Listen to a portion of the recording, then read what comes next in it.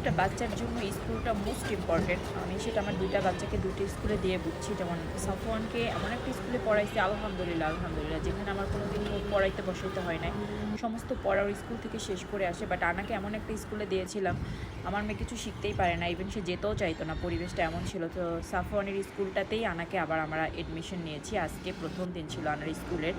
So আনার মুখ থেকেই শুনবো আনার কেমন লাগছে আজকে ফার্স্ট দিন। যেই মেয়েটা এতদিন স্কুলেই যেতে চাইতো না, সে আজকে প্রথম স্কুলে গিয়ে তার ফিলিংস দিয়ে।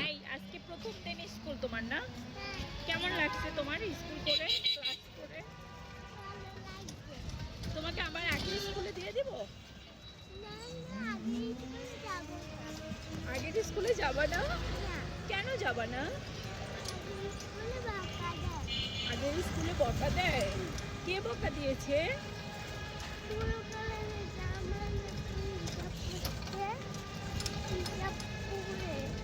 হ্যাঁ, কে বকা দিয়েছিল? মিস? আচ্ছা, আর এখন স্কুলের মিসটা কেমন?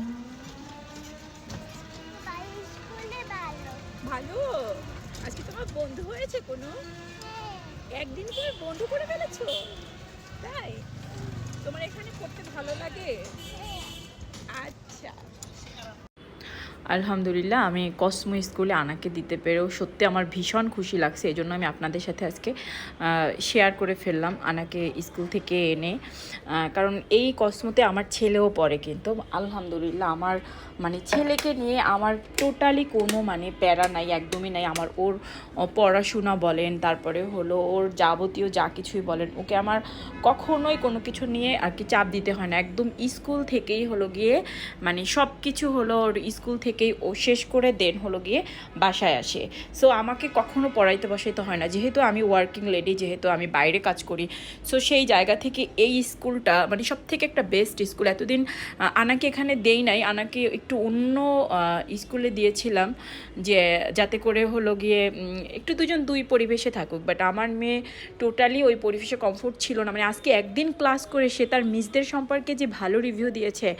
এতদিন প্রায় মানে বছরের কাছাকাছি একটা স্কুলে থেকে সে যেতে চাইতো না, প্রতিদিন সে বলতো যে তার মিসরা বকা দেয়, এই সে এরকমভাবে বলতো। অ্যাকচুয়ালি একটা টিচারকে এই বয়সের একটা স্টুডেন্টদেরকে উচিত মানে ওই রকম টেক কেয়ার করা, যাতে করে হলো গিয়ে তারা স্কুলমুখী হয়, স্কুলে যেতে পছন্দ করে, স্কুলে যায়। বাট অনেক টিচাররাই হলো একদম ধরাবাঁধা নিয়মে দেখা যায় বাচ্চাদেরকে ছেড়ে দেয়, লিখতে বলে, তারপর হলো ওই টেক কেয়ারটা করে না। এবং এই বয়সের বাচ্চাদের আসলে একটু কেয়ারিং স্কুলই মানে দরকার।